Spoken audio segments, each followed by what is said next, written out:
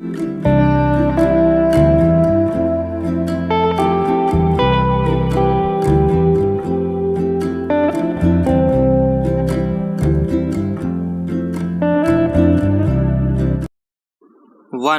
2, 3 start. अध्यक्ष महोदय, प्रारंभिक दौर के भारतीय राष्ट्रवादी नेताओं का विश्वास था कि राजनीतिक मुक्ति के लिए सीधे संघर्ष का कार्यक्रम इतिहास की कार्यसूची में अभी नहीं था। कार्यसूची में था राष्ट्रवादी भावना का पैदा किया जाना, उसे गहन करना, राष्ट्रवादी राजनीति के दायरे में भारतीय जनता को अधिक संख्या में लाना और उन्हें राजनीति और राजनीतिक आंदोलन और संघर्ष के लिए प्रशिक्षित करना। इस दृष्टि से पहला महत्वपूर्ण कार्य था राजनीतिक प्रश्नों में जनता की रुचि उत्पन्न करना और देश में जनमत का संगठन। दूसरा, देशव्यापी स्तर पर लोकप्रिय मांगों को व्यवस्थित रूप में रखना ताकि विकसित होता हुआ जनमत सारे देश का ध्यान आकर्षित कर सके। पहले चरण में सबसे महत्वपूर्ण था राजनीतिक दृष्टि से प्रबुद्ध देशवासियों और राजनीतिक नेताओं कार्यकर्ताओं में राष्ट्रीय एकता की भावना का जागरण।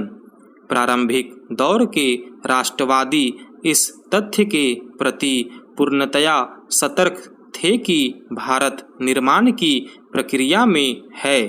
भारतीय राष्ट्रीयता धीरे धीरे अस्तित्व में आ रही थी, अतः यह मानकर नहीं चला जा सकता था कि इसकी सिद्धि हो गई है। राजनीतिक नेताओं को क्षेत्र, जाति और धर्म के पूर्वाग्रहों से मुक्त होकर राष्ट्रीय एकता की भावना को गहराने और विकसित करने का काम निरंतर और अनिवार्य रूप में करना ही था। उदाहरण के लिए भारतीय राष्ट्रीय कांग्रेस ने आशा की कि वह देश के विभिन्न भागों के सक्रिय राष्ट्रवादियों के बीच मित्रता के संबंधों को प्रगाढ़ करने की दिशा में एक छोटी सी शुरुआत करेगी। प्रारंभिक दौर के राष्ट्रवादियों ने अपनी आर्थिक और राजनीतिक मांगों को इस दृष्टि से तैयार किया था ताकि वे भारतीय जनता को एक समान आर्थिक और राजनीतिक कार्यक्रम के आधार पर संगठनबद्ध कर सकें।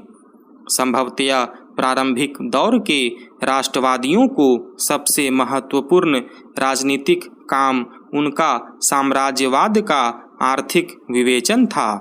उन्होंने उस वक्त के आर्थिक शोषण के तीनों रूपों यानी व्यापार, उद्योग और वित्त पर नज़र रखी। वे अच्छी तरह समझ गए कि ब्रिटेन के आर्थिक साम्राज्यवाद के पीछे सार दृष्टि भारतीय अर्थव्यवस्था को ब्रितानी अर्थव्यवस्था के अधीन रखना है। उन्होंने औपनिवेशिक अर्थव्यवस्था के मूलभूत लक्षणों को विकसित करने के ब्रितानी प्रयत्न का जोरदार विरोध किया। उन्होंने उपनिवेशवादी ढांचे पर खड़ी सरकार की प्रायः सभी आर्थिक नीतियों के विरोध में प्रभावशाली आंदोलन आयोजित किए।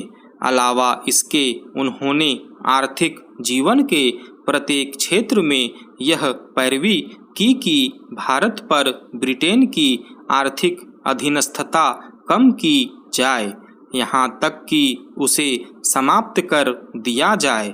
इस दौर के राष्ट्रवादियों ने भारत की बढ़ती हुई गरीबी की चर्चा अपने लेखों और भाषणों में निरंतर की और उसे ब्रिटेन द्वारा भारत के आर्थिक शोषण से जोड़ा। दादा भाई नौरोजी ने इशारा किया कि भारतवासी मात्र परजीवी दास थे। वे अमेरिकी गुलामों से भी बदतर थे, क्योंकि उनकी देखरेख उन अमेरिकी मालिकों द्वारा की जाती थी जिनकी वे संपत्ति थे। उन्होंने घोषणा की कि ब्रितानी शासन पूरी तरह देश को नष्ट कर रहा है।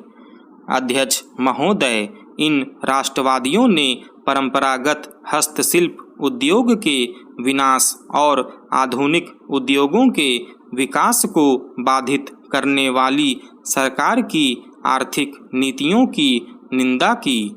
उनमें से अधिकतर ने भारत की रेलों, उद्योगों और चाय कॉफ़ी के बागानों में लगाए जाने के लिए बड़ी मात्रा में विदेशी पूंजी के आयात पर इस आधार पर विरोध किया कि उसकी वजह से भारतीय पूंजीपति दब जाएंगे और साथ ही भारत की अर्थव्यवस्था पर, उसके शासन तंत्र पर ब्रिटेन की जकड़ और मजबूत होगी।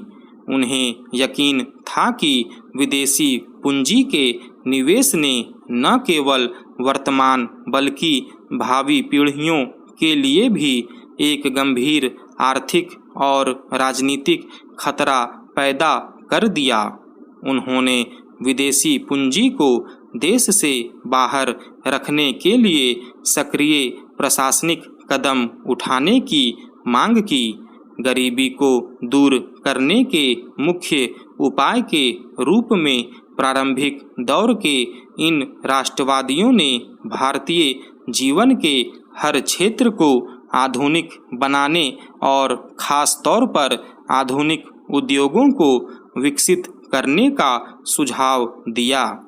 लेकिन तीव्रगामी उद्योगीकरण के लिए सरकार की सक्रिय सहायता और शुल्क से बचाव के लिए एक नीति की आवश्यकता थी। उन्होंने सरकार से आग्रह किया कि वह वित्तीय रियायतें देकर सरकारी सहायता प्राप्त या सरकारी नियंत्रण में चलने वाले बैंकों से ऋण और जमानत दिलवाकर तथा विदेशों से कर्ज प्राप्त करने और उसे देश में लगाने की व्यवस्था करके भारतीय उद्योग की सहायता करे, क्योंकि भारतीय पूंजीपतियों में इस्पात और खान जैसे क्षेत्रों में प्रवेश कर सकने की बिल्कुल सामर्थ्य नहीं थी।